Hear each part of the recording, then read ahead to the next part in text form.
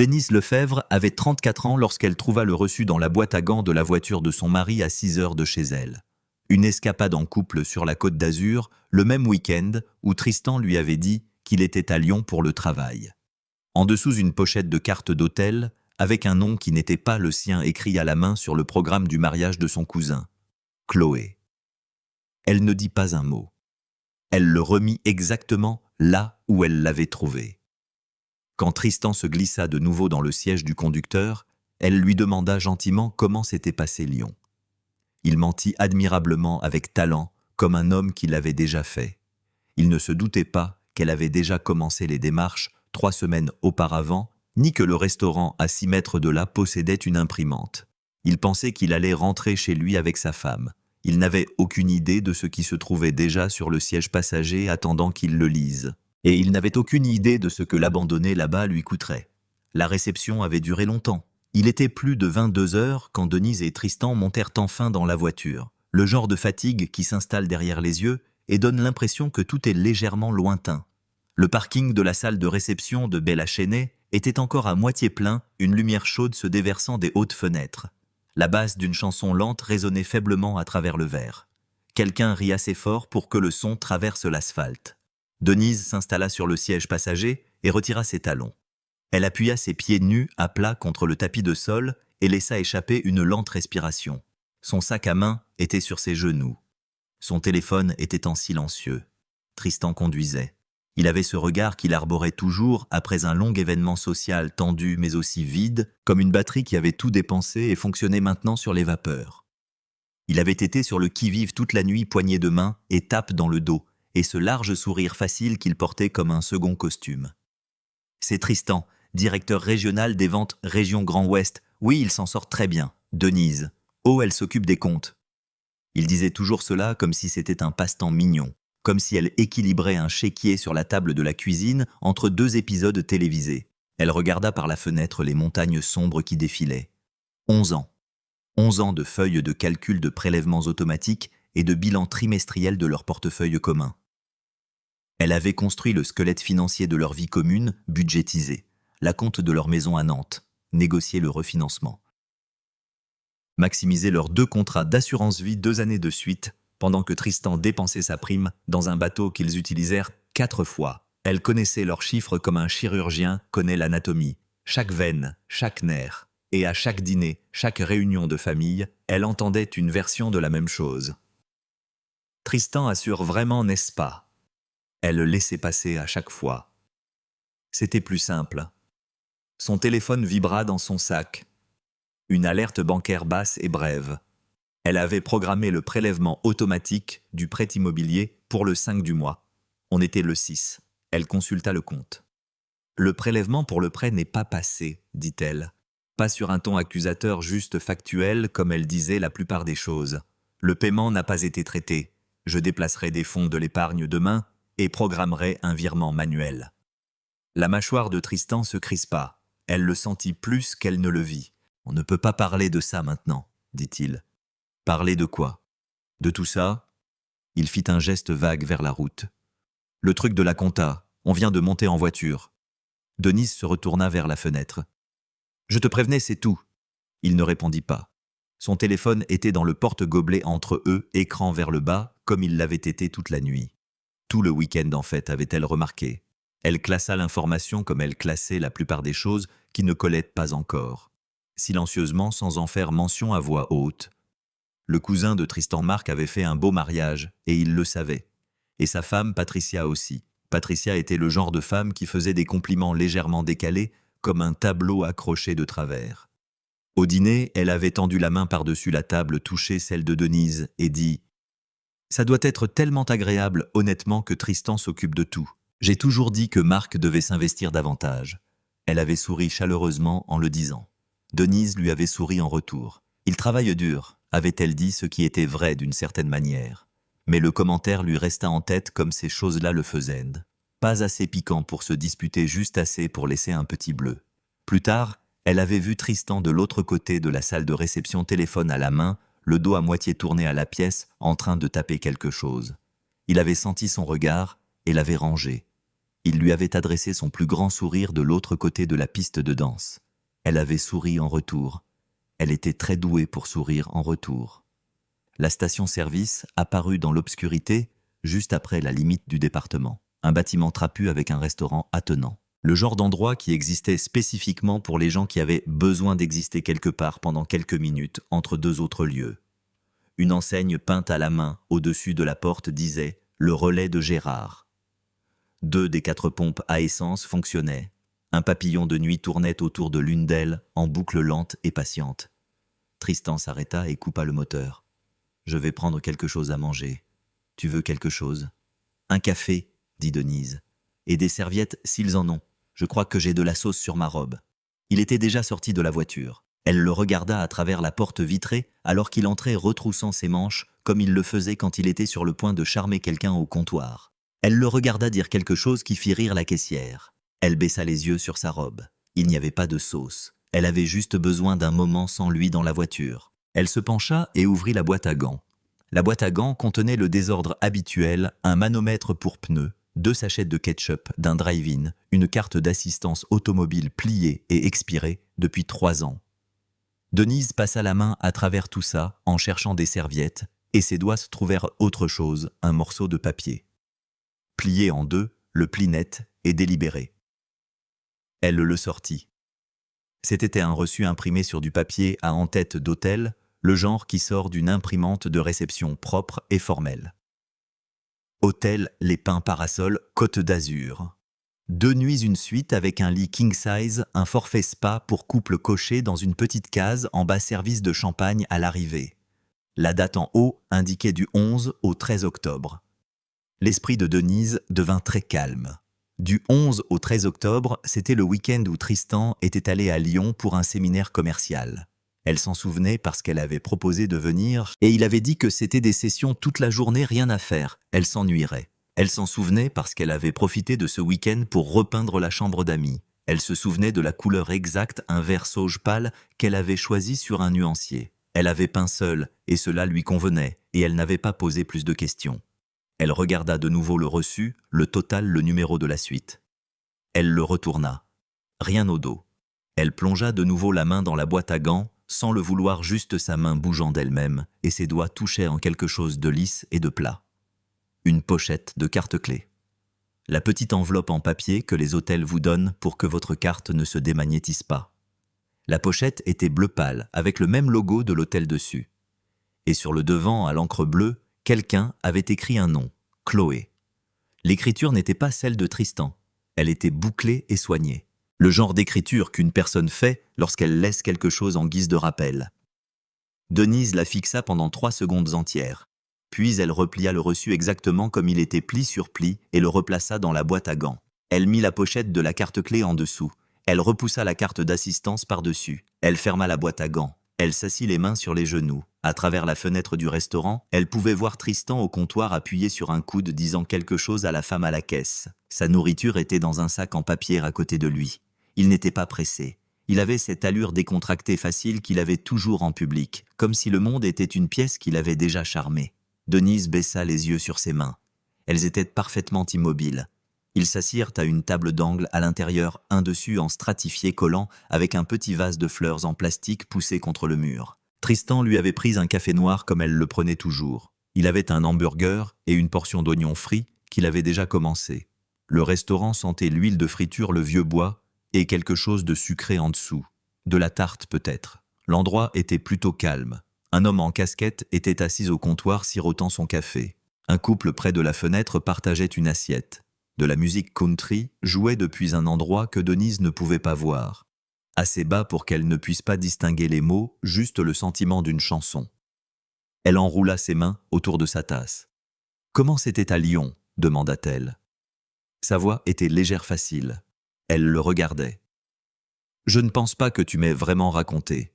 Il s'est passé quelque chose d'intéressant. » Tristan leva les yeux de ses oignons frits. Quelque chose traversa son visage petit et rapide, comme une ombre passant sur l'eau. Et puis ce fut parti, et il redevint simplement Tristan. « C'était bien, dit-il. Long, tu sais comment sont ces choses-là. » Il prit un autre oignon frit. En fait, il y a eu ce dîner client jeudi soir. Un type nommé Dubois de la distribution régionale de Clermont. On a fini dans ce steakhouse en centre-ville, toute l'équipe. L'endroit avait une côte de bœuf à 80 € au menu. Il secoua la tête, souriant presque au souvenir qui n'avait jamais eu lieu. Dubois en commande 2, juste pour lui. Note de frais, j'imagine. C'est drôle, dit Denise. N'est-ce pas? Il prit une bouchée. J'ai conclu l'affaire, cela dit. Il haussa les épaules, facile et satisfait. Elle hocha la tête. Elle but une gorgée de son café. Elle savait déjà tout ce qu'elle avait besoin de savoir. « Je vais aux toilettes », dit-elle quelques minutes plus tard, pliant sa serviette sur la table. « Bien sûr », dit Tristan sans lever les yeux de son téléphone. Elle se leva et se dirigea vers l'arrière du restaurant, mais s'arrêta avant d'atteindre la porte des toilettes. Le comptoir était à sa gauche. L'homme à la casquette était toujours là, les deux mains autour de sa tasse. Derrière le comptoir, un homme corpulent d'une 50aine d'années essuyait la station de café sans hâte méthodique. Il avait une épaisse moustache grise et le genre de visage qui avait pris beaucoup de décisions sans en faire toute une histoire. Denise s'approcha du comptoir. « Excusez-moi », dit-elle en gardant la voix basse. « Vous êtes le propriétaire. » L'homme leva les yeux. « Gérard Voss, » dit-il. « C'est moi. J'ai besoin d'accéder à mes emails, » dit-elle. « En privé. Y a-t-il un ordinateur que je peux utiliser ?» Gérard la regarda un instant, ni avec pitié, ni avec des questions, juste un regard constant comme pour confirmer qu'elle était sérieuse. « L'arrière-boutique, » dit-il. « Venez. » L'arrière-boutique était petite et sentait le café et le vieux papier. Un bureau en métal, une chaise à roulettes, un ordinateur qui avait quelques années de retard. Gérard l'alluma sur le bon écran et sortit sans un mot. Denise s'assit et se connecta à sa messagerie. Elle fit défiler jusqu'à un fil de discussion qu'elle avait commencé il y a 3 semaines, après avoir trouvé un virement qu'elle ne pouvait pas expliquer sur leur compte joint. Un montant modeste assez petit pour passer inaperçu si l'on ne regardait pas, mais Denise regardait toujours. Le fil était avec une avocate en droit de la famille à Nantes, nommée Sandra Martin. Le dernier email de la chaîne avait une pièce jointe. Elle cliqua dessus pour l'ouvrir. Le document se chargea lentement. Quand il eut terminé, l'entête en haut de la première page disait « Requête en divorce ». Denise lut le premier paragraphe, puis elle se rassit dans le fauteuil. Gérard imprima les papiers sans demander pourquoi. Il fit passer les pages une par une lentement et soigneusement, comme un homme fait quelque chose quand il comprend que c'est important. Denise se tenait à côté du bureau et regardait les feuilles sortir 11 pages propres et droites. Elle les empila dans l'ordre et les tapa une fois contre le bureau pour les aligner. « Merci », dit-elle. « Le café est toujours offert devant », dit Gérard. « C'est pour moi. » Elle plia les pages une fois dans le sens de la longueur et les tint à son côté en traversant le restaurant. L'homme à la casquette était parti. Le couple près de la fenêtre enfilait leur manteau. La chanson country jouait toujours. Denise traversa la pièce sans s'arrêter et poussa la porte d'entrée pour sortir dans l'air frais de la nuit. Tristan était retourné à la voiture. Il était déjà au volant moteur en marche, téléphone à la main. La lueur blanche de l'écran éclairait son visage par en dessous. Il ne leva pas les yeux quand elle traversa le parking. Il tapait quelque chose rapide, privé, comme une personne tape quand elle ne veut pas être lue. Denise fit le tour du côté passager. Elle n'entra pas. Elle ouvrit la porte et posa les papiers pliés sur ses genoux. Il baissa les yeux puis la regarda. Son visage ne changea pas tout de suite.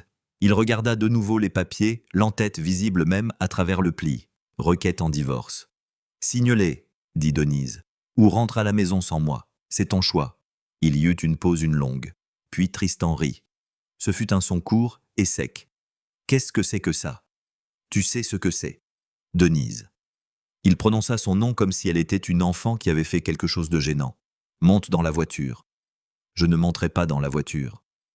Il la regarda un moment et elle put le voir se produire le changement, le calcul, le moment où il décida que le charme ne suffirait pas et qu'il devait essayer quelque chose de plus dur. Il laissa tomber les papiers sur le siège passager et sortit de la voiture.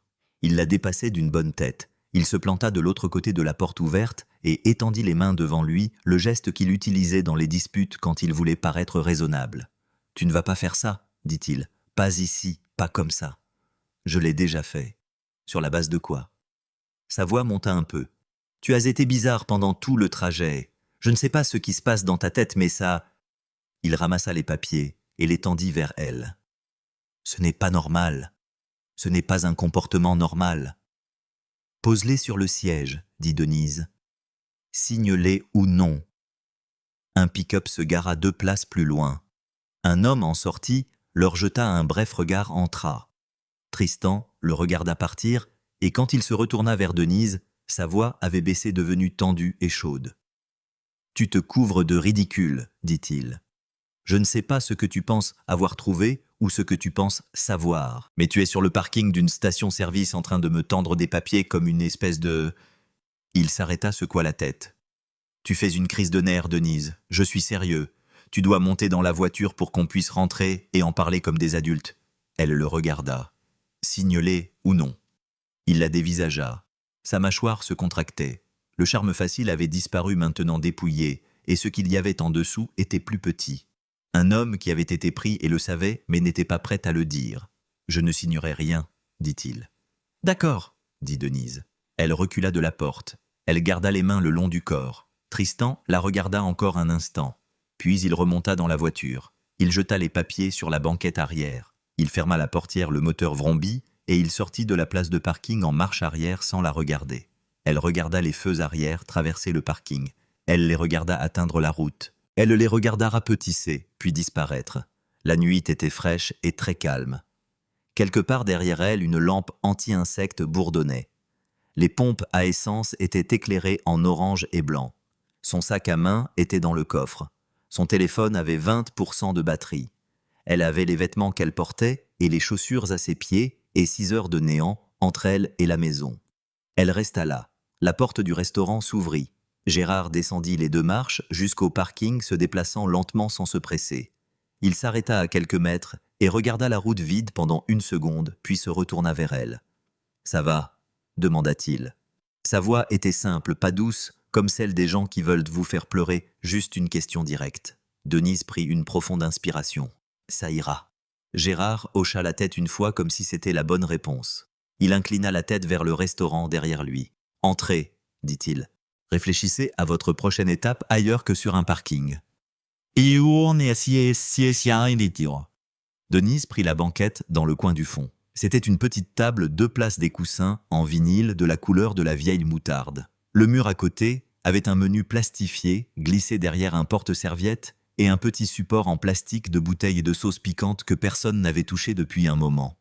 Une seule lumière pendait au-dessus, chaude et stable. On aurait dit un endroit conçu pour les gens qui avaient besoin de s'asseoir sans être vus. Gérard lui apporta une tasse de café et la posa sans qu'on le lui demande. « Le chargeur de téléphone est derrière le comptoir si vous en avez besoin, dit-il. Le bureau au fond a le Wi-Fi. Le mot de passe est sur un post-it sur l'écran. Vous ne pouvez pas le manquer. »« J'apprécie, » dit Denise. « La porte du bureau reste déverrouillée. Utilisez-le aussi longtemps que nécessaire. » Il fit une pause. « Vous voulez manger quelque chose ? » ?»« Ça va. » Il hocha la tête et retourna au comptoir. Pas de question de suivi, pas de regard de pitié. Il retourna simplement essuyer la machine à café de la même manière qu'il le faisait avant qu'elle n'entre. Elle brancha son téléphone au comptoir, ramena son café à la banquette. Elle s'assit pendant exactement 1 minute. Elle s'accorda cela. 1 minute pour sentir le poids de la nuit, le parking vide dehors, les papiers jetés sur la banquette arrière d'une voiture qui s'éloignait sans elle. Elle tint la tasse de café à 2 mains et respira la vapeur. Puis elle prit son téléphone et appela Camille. Camille décrocha à la 2e sonnerie. « Et je pensais justement à... »« J'ai besoin que tu m'écoutes, » dit Denise. Une pause. « D'accord, je t'écoute. » Denise lui expliqua tout. Elle le fit de manière propre et ordonnée comme elle organisait tout. Le reçut dans la boîte à gants, la pochette de la carte clé avec Chloé, écrit d'une main qui n'était pas la sienne, le mensonge sur Lyon raconté avec un visage impassible et des détails inventés. Elle lui parla des papiers de divorce qu'elle avait déjà demandés il y a des semaines, des irrégularités financières qu'elle avait commencé à voir au printemps. Elle lui parla de ce soir du parking des feux arrière qui disparaissait. Camille resta silencieuse tout le temps. C'était l'une des choses sur lesquelles Denise avait toujours pu compter. Camille savait quand se taire. « Où es-tu en ce moment ?» demanda Camille quand Denise eut fini. « Dans un relais routier à environ 6 heures de route. »« Es-tu en sécurité ?»« Oui. »« D'accord. » Une brève pause. Denise pouvait entendre le son doux d'un ordinateur portable qui s'ouvre. Je consulte l'accès à votre compte joint en ce moment. Tu as toujours tes identifiants. Oui. Ne touche à rien pour l'instant. Laisse-moi juste regarder. Une autre pause plus longue cette fois. Des touches qui cliquent. Tu as mentionné des irrégularités au printemps. Qu'est-ce que tu voyais? De petits virements, rien de dramatique. Des montants qui s'intègrent dans les schémas de dépenses normaux si l'on n'y prête pas une attention particulière. Quelques centaines d'euros par-ci, parfois moins étalés. Et sauf ici. Denise serra sa tasse de café à deux mains. J'ai failli ne pas y prêter attention. Je me suis dit que c'était un abonnement qu'il avait oublié d'annuler, quelque chose comme ça. Mais tu n'as pas laissé tomber. Non. Bien. Plus de clics. Donne-moi 1 heure. Je te rappelle. Étape qui. L'heure passa lentement. Denise but son café. Elle le remplit une fois au comptoir et Gérard lui fit signe vers l'arrière-boutique et dit que le Wi-Fi était bon si elle en avait besoin. Elle entra et s'assit à son bureau, un grand bureau encombré, couvert de factures de livraison et d'un calendrier d'il y a 2 ans encore épinglé au mur, et utilisa la connexion pour consulter ses propres dossiers sur son téléphone. Pas le compte joint le sien, celui qui n'avait que son nom dessus. Elle regarda 11 ans de sa propre discipline la fixant depuis une feuille de calcul qu'elle mettait à jour chaque mois sans faute. À 21h43, son téléphone sonna.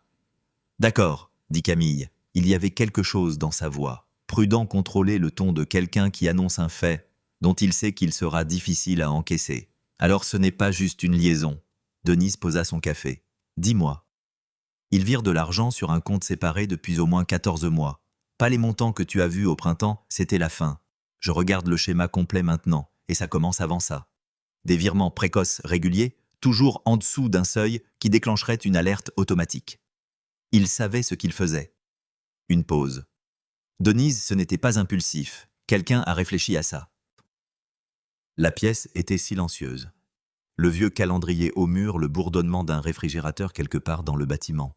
« Combien ?» demanda Denise. Camille le lui dit. Denise ne dit rien pendant un moment. Elle regarda le mur. « Il préparait sa sortie, dit-elle. Ce n'était pas une question. Oui, dit Camille. Et il prévoyait de te laisser avec tout ce qu'il ne prendrait pas avec lui. D'accord, dit Denise. Sa voix était plate et égale. Envoie-moi tout ce que tu as. Tout. Je commencerai à monter le dossier ce soir. C'est déjà en cours de compilation, dit Camille. Ça va, ça ira. Elle mit fin à l'appel. Elle resta assise dans le fauteuil de bureau de Gérard dans le silence, avec le réfrigérateur qui bourdonnait et le calendrier vieux de 2 ans au mur. Puis, elle trouva le numéro de sa mère et appuya sur appeler.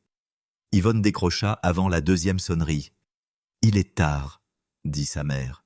Pas une plainte, juste un fait, comme Yvonne disait la plupart des choses. Je sais. Où es-tu? Dans un relais routier sur la N52, je crois. À environ 6 heures de la maison. Denise fit une pause. Tristan m'a laissé ici. Silence. Pas un silence choqué, quelque chose de plus dur que ça. Le silence d'une femme dont le pire soupçon venait d'être confirmé. « Raconte-moi tout, » dit Yvonne. Alors Denise lui raconta. Le reçut la pochette de la carte-clé Le mensonge sur Lyon-Lys et détaillait le genre de mensonge qui avait été répété. Le parking, les papiers, les feux arrière. Et puis l'appel de Camille, les virements, 14 mois d'entre eux structurés avec soin pour rester invisibles. L'argent déplacé en petites touches silencieuses, comme on emballe des cartons avant un déménagement qu'on n'est pas prêt à annoncer. Yvonne écouta sans l'interrompre. C'était inhabituel. Yvonne Moreau avait des opinions bien arrêtées et les exprimait librement, mais elle resta silencieuse pendant tout le récit, et Denise pouvait sentir quelque chose se préparer à l'autre bout du fil. Quand Denise eut fini, sa mère expira lentement. « Je le surveillais, » dit Yvonne. Denise se figea. « Quoi ? » ?»« J'ai dit que je le surveillais depuis l'année dernière. » Sa voix était égale factuelle. « Tu te souviens de Noël ? Il a laissé un dossier sur le comptoir de la cuisine quand il est allé aider ton oncle à rentrer les tables pliantes. Il a dit que c'était des trucs de boulot. J'ai regardé. Maman, je ne fouinais pas. C'était ouvert. » Une pause qui suggérait qu'elle se fichait de savoir si cette distinction tenait la route. Il y avait des papiers dedans, des statuts de société, le nom d'une SARL que je ne reconnaissais pas. Je ne savais pas ce que ça signifiait à l'époque, mais j'ai pris des photos, parce que j'ai reconnu le sentiment. Elle dit cette dernière partie simplement sans aucun drame. Je sais à quoi ça ressemble. Un homme qui construit quelque chose dans le dos de sa femme. J'ai vécu ça, ma chérie. Je connais la forme que ça a. Denise appuya ses doigts contre sa tempe. 11 ans. Les tables de Noël et les chaises pliantes, et sa mère dans la cuisine, en train de photographier discrètement des documents pendant que Denise arrangeait le centre de table dans la salle à manger à 10 mètres de là. « Tu as ça depuis 1 an, dit Denise. Je n'allais rien dire tant que je n'avais pas de raison. La voix d'Yvonne n'était pas apologétique. Tu l'aurais défendu. Tu sais que tu l'aurais fait. Denise ne répondit pas car sa mère avait raison. Il y a plus que les papiers de Noël, continua Yvonne. Pâques, le barbecue de juin. Il est négligent, Denise. Il pense que personne ne fait attention parce que personne ne l'a jamais repris. J'ai un dossier. Une pause. Je ne te dirai pas ce qu'il y a dedans par téléphone. Viens ici et prends-le toi-même. Regarde-le de tes propres yeux. Je le ferai, dit Denise. Je serai là demain. Tu as besoin d'argent ce soir. Ça va. Ça ne va pas. Yvonne le dit sans jugement, juste une correction. Mais ça ira. C'est différent. Gérard essuyait le comptoir quand Denise sortit de l'arrière-boutique. Le restaurant était vide maintenant, le dernier client parti depuis longtemps. Les lumières du plafond étaient tamisées, sauf la bande au-dessus de la station de café. Elle n'avait rien dit de l'appel. Elle n'en avait pas eu besoin, mais Gérard leva les yeux quand elle sortit et quelque chose sur son visage dut être lisible car il posa son chiffon et dit « C'est loin la maison. 6 heures, dit Denise. Il y a une agence de location à environ 2 heures au nord d'ici près de l'autoroute. Hertz, dit-il, sur l'avenue Méridien. Ils ouvrent à 7 heures. Elle le regarda. Vous connaissez. Ma belle-fille y a loué une voiture au printemps dernier. Il plia le chiffon sur le bord du comptoir. Je peux vous y conduire demain matin avant d'ouvrir. Ce n'est rien. Gérard, je ne peux pas vous demander ça. Vous n'avez pas demandé. Il prit la cafetière et remplit la tasse qu'elle avait laissée sur le comptoir. J'ai un camion et du temps libre avant 6 heures du matin. Ce n'est pas de la charité, ce sont juste des maths. Elle faillit sourire. Je paierai l'essence au moins. Sûrement pas. Il lui glissa le café. Dormez un peu dans le bureau si vous en avez besoin. Le canapé n'est pas joli, mais il est plat. Il quitta le parking du restaurant à 5h45, le ciel d'un gris bleu profond, la route presque vide. Denise était assise sur le siège passager avec son téléphone sur les genoux et son sac récupéré dans le bureau de Gérard, où elle l'avait laissé quand son sac à main était parti dans le coffre de Tristan tenu entre ses mains. Ils étaient sur la route depuis environ 40 minutes quand son téléphone vibra. Elle regarda l'écran. Le nom du contact était Chloé Coeur, un nom qu'elle reconnut instantanément. Elle ouvrit le message. « Bébé, la maison est tellement belle. Ils ont enfin fini les parquets. Quand est-ce que la situation avec ta femme sera réglée? Je n'essaie pas de te mettre la pression. J'ai juste besoin de savoir qu'on avance. » Denise lut le message 2 fois. Puis elle retourna le téléphone face contre sa cuisse et regarda la route. Le ciel était passé du gris bleu à un orange pâle sur les bords. Des terres agricoles plates des 2 côtés. Un château d'eau au loin avec le nom d'une ville qu'elle ne pouvait pas lire d'aussi loin. Ses pouces ne bougèrent pas. Elle ne répondit pas. Elle retourna simplement le téléphone et attendit. Le message suivant arriva 90 secondes plus tard. « Tristan, ça va ?» Puis après une pause, « J'ai eu mon rendez-vous aujourd'hui au fait. Tout va bien. 11 semaines. » Elle a dit que le cœur battait fort. La poitrine de Denise se serra. Pas de chagrin. De la sensation spécifique et sans air d'une image qui s'achève. La dernière pièce qui s'emboîte pour que l'image entière ait enfin un sens.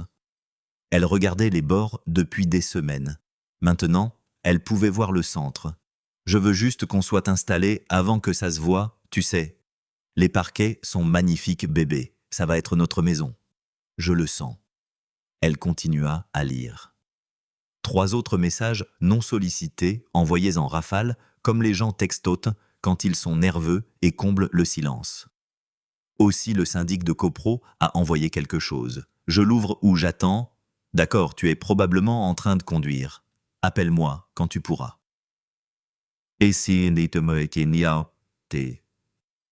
Denise baissa lentement le téléphone. Chloé n'était pas seulement la femme avec qui son mari couchait. C'était une femme pour qui son mari avait construit toute une seconde vie.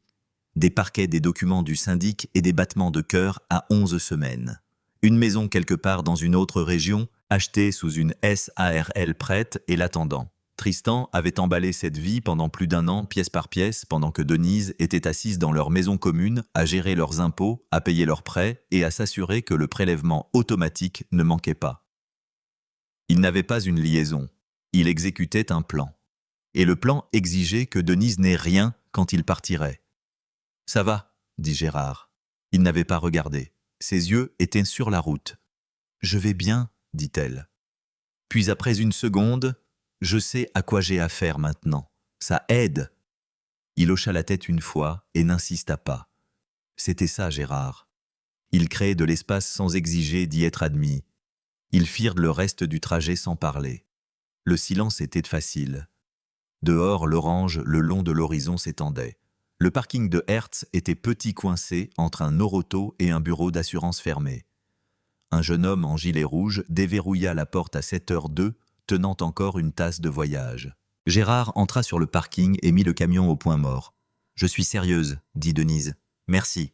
Conduisez prudemment, » dit-il. « La 83 est souvent bouchée vers Nantes. » Elle sortit, traversa le parking, ne se retourna pas avant d'atteindre la porte, et quand elle le fit, son camion était déjà en train de reprendre l'avenue Méridien sans hâte en direction du sud. Elle conduisit pendant 3 heures avant de s'arrêter. Une station-service avec des toilettes propres et une machine à café qui fonctionnait. Elle remplit une tasse, se tint à côté de sa voiture de location dans la chaleur matinale et pensa au message de Chloé. « Ça va être notre maison, je le sens. » Elle pensa à une femme enceinte de 11 semaines qui choisissait un parquet mesurant son avenir au mètre carré pendant que l'homme qui le construisait avec elle avait déjà planifié sa sortie de la vie qu'il faisait semblant de vivre. Chloé pensait qu'elle avait gagné quelque chose. Elle pensait qu'elle était la destination. Elle ne l'était pas. Elle était juste le prochain endroit où Tristan avait garé ses mensonges. Denise but son café, remonta dans la voiture. La maison de sa mère était un petit pavillon en briques à Carquefou à 20 minutes au nord de Nantes. Yvonne avait ouvert la porte-fenêtre avant que Denise n'ait monté les marches du perron. Elle ne dit rien, attira simplement Denise, à elle la serra quelques secondes et la relâcha. Puis elle se retourna et rentra ce qui signifiait « Suis-moi ». Le dossier était sur la table de la cuisine. Il était plus épais que ce à quoi Denise s'attendait. Yvonne avait utilisé un élastique pour l'organiser en sections. Le genre de tri minutieux qui vous dit que quelqu'un a vécu avec ses papiers assez longtemps pour en apprendre l'ordre. « Les relevés bancaires d'abord », dit Yvonne en tirant une chaise en face d'elle. Ensuite, les statuts de la SARL. Puis ce que je pense être un acte de propriété, mais je ne suis pas avocate, alors tu regarderas toi-même. Denise étala les papiers. Les relevés bancaires étaient des impressions qu'Yvonne avait photographiées sous une mauvaise lumière, celle de la cuisine de Noël, mais les chiffres étaient assez clairs. Des virements réguliers et espacés cohérents avec une structuration. Camille avait vu le même schéma de l'autre côté. Maintenant, Denise regardait la source. Les statuts de la SARL avaient une date. Elle la trouva sur la 2e page, imprimée en petit dans le coin supérieur droit, il y a 14 mois, des mois avant que Tristan n'ait prétendu que sa relation avec Chloé avait même commencé. Elle posa la page, regarda l'acte de propriété en dessous. La maison était dans la région d'origine de Chloé. Elle était titrée uniquement au nom de la SARL. Le nom de Tristan n'apparaissait nulle part en surface, mais la SARL avait un gérant, et l'adresse de ce gérant correspondait à une boîte postale que Denise avait reconnue sur l'un des relevés de compte joints qu'elle avait signalé il y a 2 mois, puis bêtement laissé tomber. « Tu vois » dit Yvonne. « Je vois » dit Denise. Elle remit les papiers en ordre, les glissa dans le dossier et remit l'élastique en place. Denise rentra chez elle à 23h17. Elle n'alluma pas les plafonniers, juste la lampe de la cuisine, celle au-dessus de l'évier, qui jetait une étroite bande de lumière jaune sur le comptoir. Elle posa le dossier sur la table à côté de son ordinateur portable et resta là un moment à écouter la maison.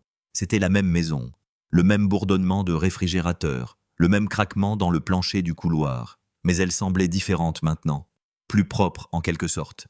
Comme si elle avait enfin cessé de prétendre que l'odeur dans les murs n'était rien. Elle se fit un café, s'assit et se mit au travail. Elle étala tout. Le dossier d'Yvonne à gauche, les captures d'écran des virements envoyés par Camille à droite, affichées sur l'écran de son ordinateur portable. Le reçu de la boîte à gants au milieu. Elle l'avait photographié avant de le remettre en place. L'image se trouvait maintenant dans un dossier sur son bureau intitulé « Reçu T3 », où Tristan ne penserait jamais à regarder.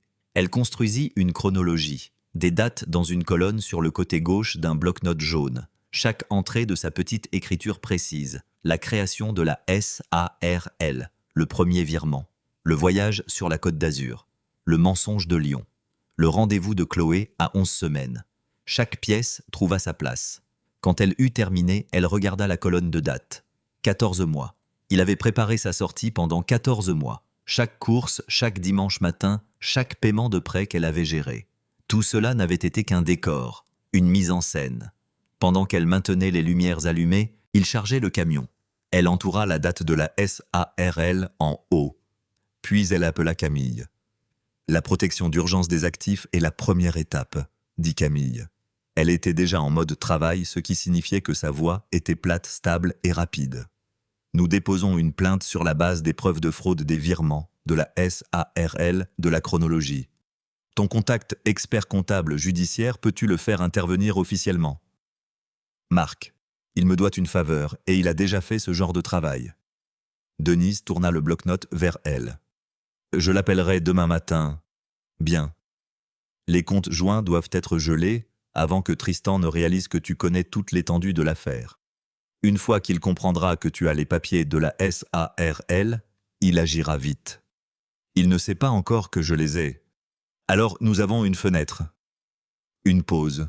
Elle entendit Camille cliquer sur un stylo. « Je veux que tout soit déposé d'ici la fin de la semaine. »« À fin de la semaine, » dit Denise. Elle l'écrivit. 3 jours passèrent. Marc livra les résultats le mercredi. Il était méthodique comme le sont tous les bons experts comptables judiciaires approfondis sans théâtralité, ne lui disant que ce que les chiffres confirmaient sans jamais éditorialiser. Le jeudi après-midi, il avait retracé les virements jusqu'à leur compte source et les avait fait correspondre à l'adresse du gérant de la SARL. Propre documenté, prêt pour le tribunal. Les comptes joints furent gelés le jeudi matin. Camille déposa la demande de protection d'urgence des actifs le même après-midi. Denise alla travailler ces 2 jours-là. Elle s'assit à son bureau, répondit à ses emails, examina un rapport logistique pour un client à Marseille. Elle déjeuna à son bureau. Elle dit « Bonjour » et « Parfait » et « Je vous l'enverrai d'ici vendredi ». Elle sourit quand c'était approprié. Personne ne savait. C'était l'avantage d'être discrète toute sa vie. On était très doué pour avoir l'air normal. Tristan appela le mercredi soir. Elle laissa l'appel aller sur la messagerie vocale. Puis elle s'assit et l'écouta. « Denise, écoute, je t'ai laissé de l'espace, d'accord. Je pense que tu en avais besoin. Mais des gens m'appellent pour me demander ce qui s'est passé sur le chemin du retour et je ne veux pas que cette histoire soit déformée. Je dis aux gens que tu étais surmenée et que tu avais besoin d'arrêter le voyage. C'est tout ce que je dis. Je n'essaie pas de te faire passer pour la méchante. » Une pause. « Rappelle-moi, on peut arranger ça. Quoi que tu penses avoir vu, on peut en parler comme des adultes. Je ne suis pas le méchant ici. » Elle le supprima. Le lendemain, 2 amis communs prirent de ses nouvelles. Tous 2 utilisèrent le même mot, surmenage. Tous 2 furent doux à ce sujet prudent, comme le sont les gens quand quelqu'un d'autre a planté une histoire et les a laissés la porter. Elle les remercia d'avoir pris de ses nouvelles et dit qu'elle allait bien. Elle ne corrigea pas l'histoire. Corriger l'histoire ne faisait pas partie du plan. Tristan rappela le vendredi. Cette fois, elle décrocha. « Te voilà enfin », dit-il comme si elle était un objet égaré qu'il avait finalement retrouvé. « Je suis là », dit-elle. « Je pense qu'on devrait se voir en parler en personne. Quoi que tu ressentes en ce moment. Je vais demander au cabinet de Camille de contacter ton avocat pour une médiation, dit-elle. Routine juste pour lancer le processus. Un temps mort. Médiation, dit-il. Sa voix changea légèrement prudente maintenant, mais toujours convaincue, toujours en représentation. D'accord, si c'est ce dont tu as besoin pour te sentir écouté, très bien. Oui, on peut faire une médiation. Bien, dit-elle. Tu auras des nouvelles du cabinet de Camille d'ici lundi. Elle mit fin à l'appel. S'assit tranquillement un moment. Puis elle prit son stylo, trouva la date qu'elle avait écrite en bas du bloc-notes et traça une petite boîte soignée autour. La médiation fut fixée 2 semaines plus tard. La salle de conférence se trouvait au 14e étage d'un immeuble de verre dans le centre-ville de Nantes. Il y régnait le genre de silence qui coûte cher. Moquette, épaisse pas d'écho, une longue table couleur miel foncé, un plateau de verre d'eau au centre déjà rempli. Le genre de pièce conçue pour les décisions. Denise arriva 12 minutes en avance. Elle posa son dossier sur la table, plaça son stylo parallèlement à celui-ci et s'assit. Elle portait un blazer gris qu'elle avait fait repasser la veille. Pas de bijoux, sauf sa montre. Elle n'avait pas beaucoup dormi, mais elle avait fait du café à 5 heures et avait parcouru chaque page de la documentation une fois de plus seule, à sa table de cuisine sous la même lampe étroite. Elle n'avait pas besoin de le revoir. Elle avait juste besoin de se souvenir qu'elle le connaissait par cœur. Camille s'assit à sa gauche, un deuxième dossier ouvert devant elle, un bloc-notes jaune à côté. Elle n'avait pas beaucoup parlé pendant le trajet. Elle avait juste tendu une tasse de café à Denise, l'avait regardée une fois et avait dit « Tu as tout ». C'était suffisant. Tristan arriva à 9 heures pile. Il entra avec son avocat, un homme nommé Maître Bernard, qui avait les cheveux argentés, une cravate bleu pâle et l'aisance étudiée de quelqu'un qui faisait ça chaque semaine. Tristan était bien habillé. Veste marine, pas de cravate, la confiance décontractée d'un homme qui croyait la situation déjà gérable. Il jeta un coup d'œil à Denise en s'asseyant. Un regard rapide évaluateur comme on inspecte une pièce avant d'y entrer. Puis il sourit. Le sourire particulier qu'il utilisait dans les pièces où il voulait que les gens l'aiment. « Denise, dit-il. »« Tristan, dit-elle. » Ce fut tout. L'avocate de Camille, une femme nommée Patricia Hocher, dirigeait la réunion. Elle était compacte, sans hâte et précise. Le genre de personne qui laissait les documents parler et ne prenait la parole que pour faire avancer les choses. « Nous commencerons par l'aperçu des actifs, dit Patricia. Puis nous passerons au point de litige. » Maître Bernard hocha la tête à l'aise. Il avait posé un bloc-notes devant lui, mais n'avait encore rien écrit. Il s'attendait à des chiffres, une évaluation de la maison, peut-être un désaccord sur un compte de retraite. Standard. C'est ce que sa posture disait. Denise ouvrit son dossier. « J'aimerais commencer par là, dit-elle, et fit glisser la première page au centre de la table. Le rapport d'expertise comptable judiciaire de Marc formaté et propre. Ceci est un résumé des virements effectués depuis notre compte courant joint au cours des 14 derniers mois. » Maître Bernard le prit. Le sourire de Tristan ne bougea pas, mais quelque chose derrière bougea. « Comme vous le verrez, continua Denise sa voix égale, sans hâte, les virements totalisant un peu plus de 62 000 € déplacés par tranches assez petites pour rester en dessous des seuils d'examen standard. Le compte de destination est enregistré uniquement au nom de Monsieur Lefebvre. Il a été ouvert il y a 13 mois. Elle fit glisser la deuxième page. Voici l'enregistrement de la SARL. Elle laissa Maître Bernard lire l'entête avant de continuer. Créé il y a 14 mois au nom de Tristan par l'intermédiaire d'un agent agréé à Rennes. La SARL détient le titre d'une propriété en Loire-Atlantique. L'achat a été finalisé il y a 8 mois. Bouche. Elle fit une pause.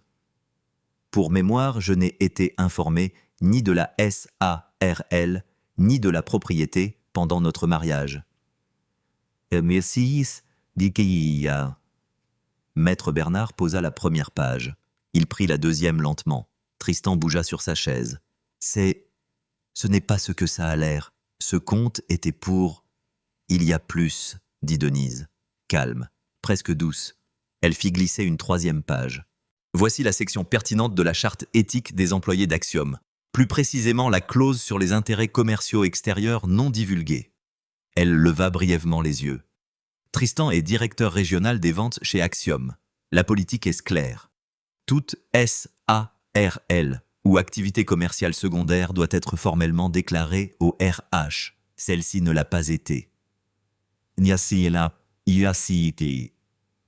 Maître Bernard devint très immobile. Il posa les 2 pages à plat et les regarda côte à côte. Puis il regarda son client. La mâchoire de Tristan était serrée. « C'est un coup monté, dit-il. Elle a préparé ça. Denise, tu sais que ce n'est pas... » « Les horodatages proviennent des relevés bancaires, dit Denise. C'est Marc Ellery qui les a produits. C'est un expert comptable judiciaire certifié. Tout ce qui se trouve dans ce dossier est documenté et prêt pour le tribunal. Oasia, essayez-les ici. Tristan se tourna vers Maître Bernard. Est-ce qu'elle a le droit de faire ça? De sortir tout ça ici sans... Elle a le droit, dit Maître Bernard. Sa voix avait changé. L'aisance étudiée avait disparu. Ce qui restait n'était que prudence. La demande de protection des actifs qu'elle a déjà soumise signifie que cette documentation a été versée au dossier juridique. Il croisa les mains sur la table. Tout ceci est déjà entre les mains du juge. Ici, et ça n'est... Oh. La pièce devint silencieuse. Tristan regarda les pages sur la table. Il regarda Denise.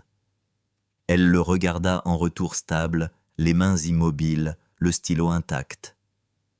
Il n'y avait rien sur son visage qui ressemblait à de la colère, juste de la patience, celle qui vient après une longue attente qui est enfin terminée. « J'ai besoin de quelques minutes avec mon client », dit Maître Bernard. Patricia hocha la tête une fois. « Nous allons sortir. » Denise se leva, ajusta son blazer et suivit Patricia et Camille dans le couloir. La porte se referma derrière elle.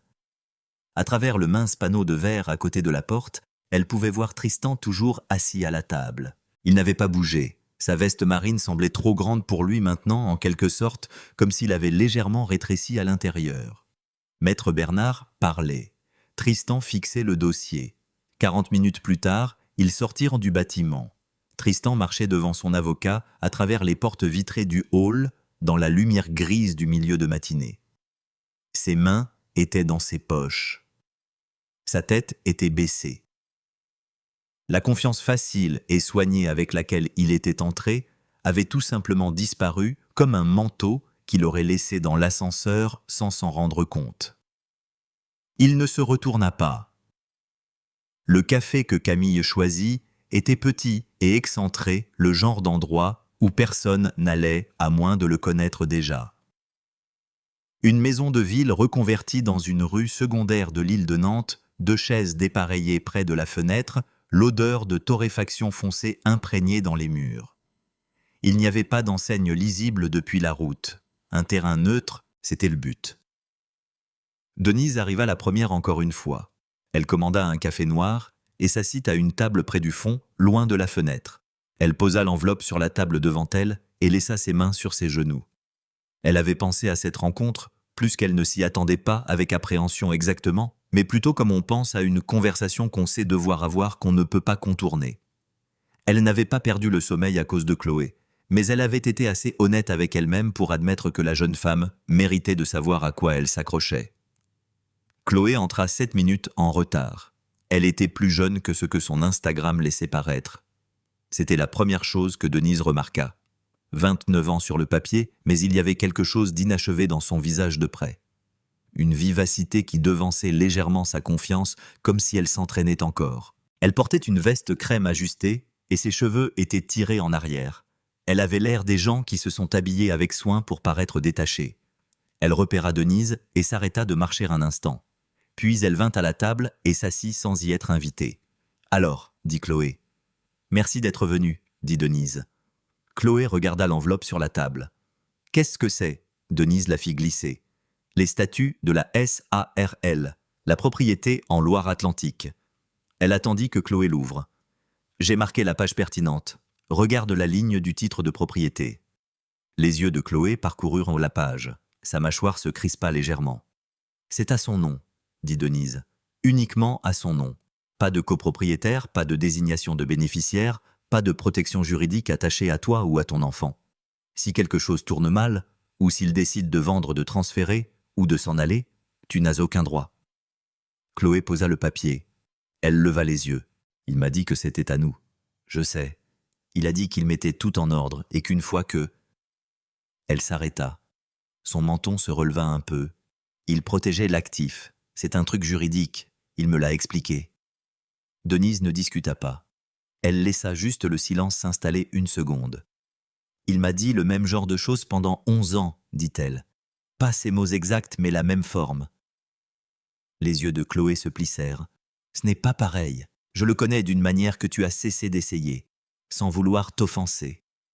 Et c'est etuna omno. Elle dit cette dernière partie comme si elle ne voulait offenser personne. Vous deux, c'était fini bien avant que je n'entre en scène. Denise la regarda. Pas de chaleur, pas de sursaut. Peut-être, dit-elle, mais cette maison est à son nom, pas au tien. Et ce compte qu'il remplit depuis 14 mois, il préparait une sortie de toute sa vie de moi, oui. Et si dormiez si. Elle fit une pause. Et de tout ce que tu pensais être pour lui. Chloé ne dit rien. Denise prit son café. Il ne m'a pas quitté pour toi, dit-elle doucement, presque comme un simple bulletin météo. Il se cachait de nous deux depuis la même maison. Les mots atterrirent doucement, mais ils atterrirent. Chloé baissa les yeux sur la page. Sa main reposait près d'elle, mais sans la toucher, comme si elle se demandait si elle devait la reprendre ou la repousser. La vivacité avec laquelle elle était entrée avait disparu. Ce qui restait était quelque chose de plus jeune et de moins composé. Une femme assise seule avec des papiers qui lui disaient exactement combien elle valait pour l'homme sur lequel elle avait parié son avenir. Elle ne dit rien pendant un long moment. « Gardez les copies, » dit Denise. Elle se leva, prit son sac et boutonna son manteau. « Vous en aurez besoin. » La semaine qui suivit se déroula tranquillement. Chloé ne publia rien. Elle ne fit pas de scène, mais elle parla. À l'entraîneur de sa salle de sport qui connaissait la moitié de leur cercle social. À une amie qui connaissait les collègues de Tristan. À une femme lors d'un dîner d'anniversaire qui se trouvait connaître la femme du cousin de Tristan. Pas en ligne en personne, comme les choses se propagent quand elles sont vraies et que les gens sont fatigués de faire semblant. La version des faits qui circula dans ces cercles était simple. Tristan Lefebvre avait 2 femmes et une cachette. Pas un plan, pas un avenir, juste un homme courant dans 2 directions à la fois, en espérant qu'aucune des 2 ne regarde de trop près. Le vendredi, Chloé avait rompu. Elle n'appela pas Denise pour le dire. Elle n'en avait pas besoin. Tristan reçut l'appel des RH un jeudi matin. Un audit interne. Son entreprise avait reçu des documents dans le cadre de la procédure de divorce. La SARL, l'intérêt commercial non déclaré, la clause éthique qu'il avait signée il y a 3 ans. Il ne demandait pas encore sa version des faits. Il lui demandait de venir lundi. Il resta assis dans sa voiture dans le parking et fixa le volant pendant un long moment. La lettre des RH arriva par email un lundi après-midi. Tristan était entré dans ce bâtiment avec sa plus belle veste. Il avait répété ce qu'il dirait dans l'ascenseur en montant. Calme, raisonnable, la version de lui-même qui s'était toujours sorti des situations difficiles. Il savait comment travailler une pièce. Il l'avait fait toute sa carrière. Mais il n'y avait pas de pièce à travailler cette fois-ci. L'audit éthique avait duré 11 jours. 11 jours pendant lesquels les RH avaient discrètement rassemblé des documents, croisé les dates de création de la SARL avec ses déclarations d'entreprise, vérifié l'accord d'éthique qu'il avait signé sans y penser une seconde parce qu'il n'avait jamais cru que quelqu'un regarderait. La procédure de divorce leur avait tout fourni soigneusement organisé, horodaté et étiqueté.